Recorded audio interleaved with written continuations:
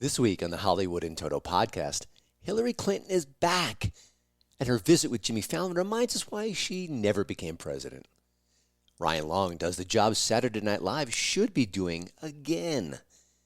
And I share why one Parks and Recreation character could never, ever exist today. I doubt you'll disagree.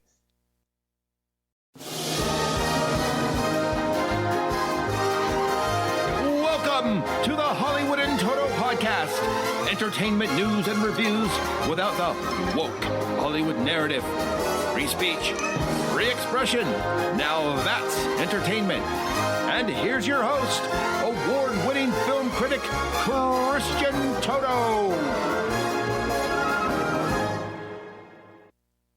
All right, before we jump in, I'd love it if you'd subscribe to the Hollywood in Toto podcast. We've got new episodes every Wednesday, bonus episodes coming in hot.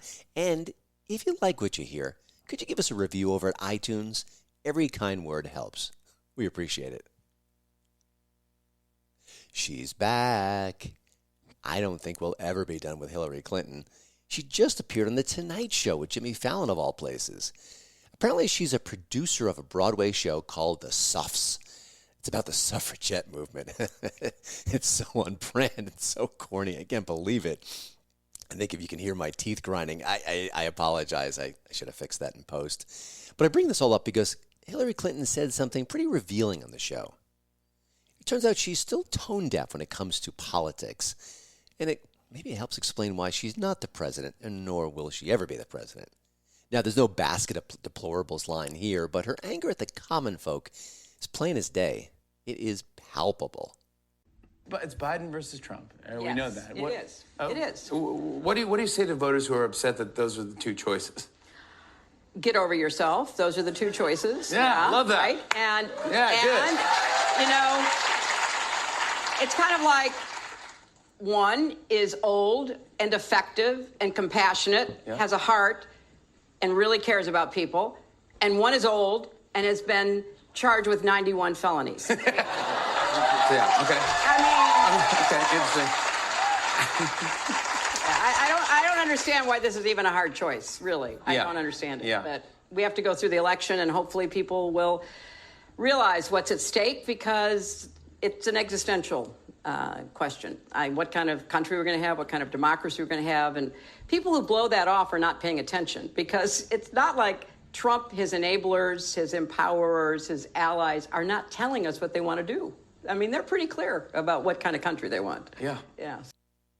Now, she knew Jimmy was going to tee up that question, of course. With these late-night shows, they go through a pre-interview process where they go over the stories and the questions and all the different anecdotes that the actors will share on the show when it goes live.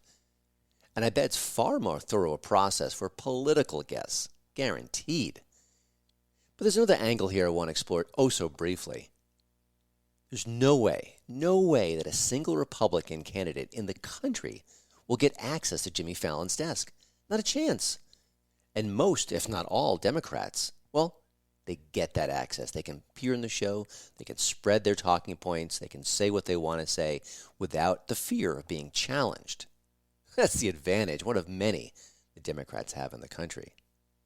But for Hillary Clinton, that access, that platform, might actually work against her and her party, just based on what she said. Well, I think we'll all see the results come November.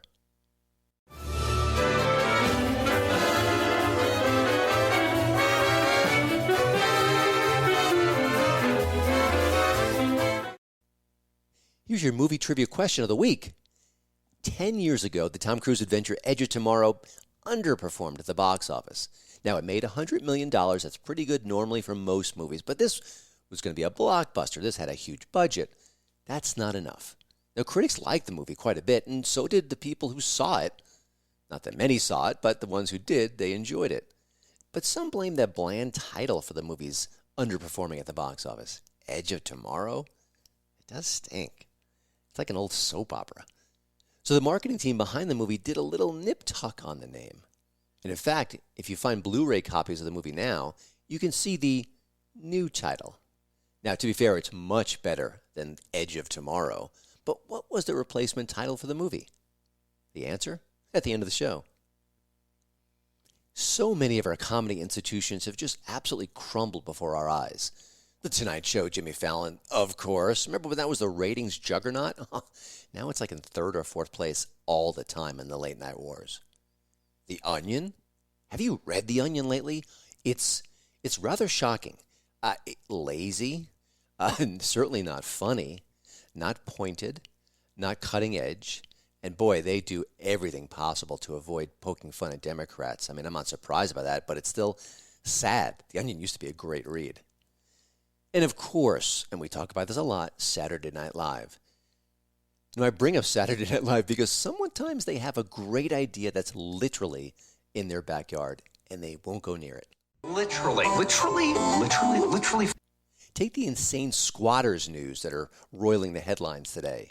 Now, it's mostly happening in the Big Apple, so it's a Big Apple problem. But, New York stories, they make national news all the time.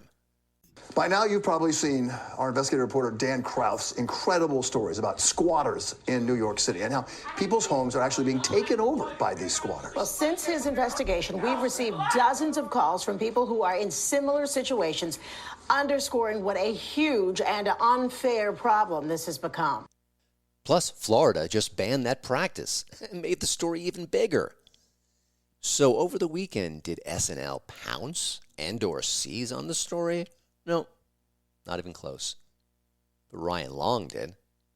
My name's Brad Bradley, and I'm the first real estate agent to take care of all of your New York squatting needs. So this right here is a wonderful pre-squatted 4-bedroom, great for entertaining, fantastic starter squatter for a new couple if you want to start small. There's a lot of people in New York that want to be a homeowner, but they're not interested in putting a down payment on a house. There's actually a multi-family unit that's going to be going on the squatting market real soon. Really nice bones on this one. Hello? I think we're still good. So we got 2 empty garbage bins here, which is a really good sign that some vacancies might be opening up. A lady actually just inherited this place, but she's insanely busy with the funeral arrangements at the moment, so plenty of options for squatting start dates. Have you noticed that Long is one of those just persnickety comedians who follows the funny wherever it leads him. Imagine that.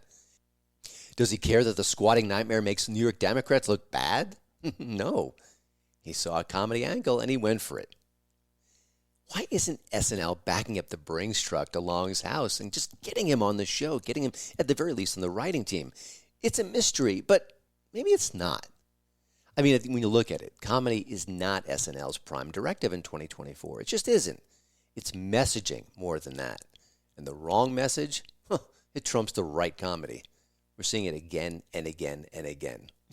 A few weeks ago, they made fun of Biden pretty hard, but, that was an aberration. It's back to Trump, back to the GOP, week after week after week. And that's why, literally, the show's glory days, they're not coming back.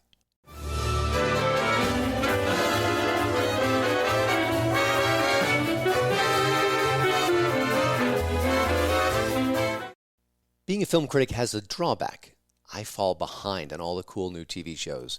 Way behind. I think I've talked about this before, but it took me like a decade to catch up with The Office, the great Office, the mighty Office. Steve Carell, just chef's kiss, perfection in that show. And I just binge-watched the sequel of sorts, Parks and Recreation. The Parks and Rec never measured up to The Office, just couldn't get there. I think season 3 was the best, but after that it leveled off again. It was always good, always funny, always charming, always sweet, but it's no The Office. It just isn't. But it did provide for me the perfect methadone for my Office addiction. I was able to gently weave my way off the Steve Carell episodes. But one character on the show stood out, and he's become a social media meme since the show wrapped in 2015, of course. Ron Swanson. With current and projected deficits, we need to cut expenditures by 32%. Let's make it an even 40. Oh, that's not necessary. Slash it. I am an official member of a task force dedicated to slashing the city budget. Just saying that gave me a semi. Nick Offerman's libertarian character was like anyone else on TV, then or now. He hated the government and wanted to shrink it as much as possible. Good luck with that, but hey, nice intentions. But you'd think someone like Ron would be the show's villain, the bad guy. I mean, after all, the show is centered around Leslie Knope, played beautifully by Amy Poehler. I mean, she was the heart and soul of the show. She was it. And she was a big government gal with a big capital G. But no. Parks and Recreation always respected Ron and his beliefs. Always.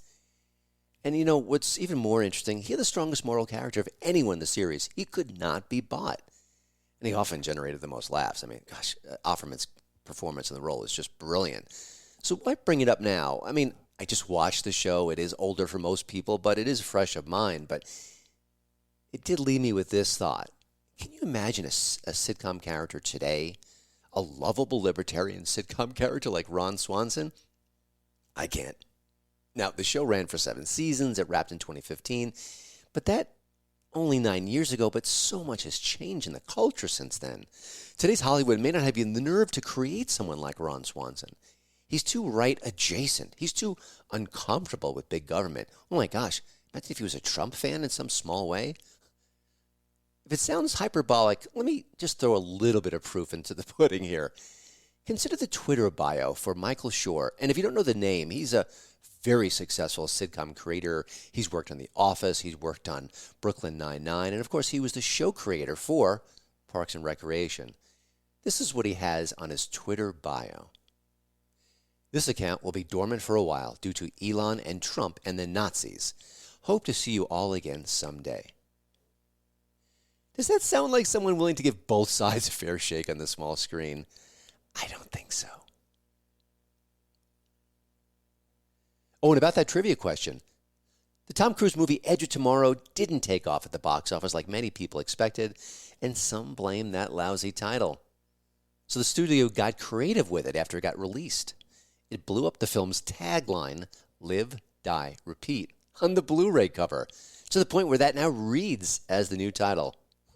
Hollywood, if nothing else, you're pretty darn clever. Well, that's it for the show this week. Thanks again to Radio America for having me as part of their great podcast lineup. And while I have your attention, I hope you'll drop by HollywoodInToto.com. It's updated 7 days a week. News, reviews, commentary on everything that's going on in Hollywood. It is, like this show, the right take on entertainment, and woke free since 2014. See y'all next time.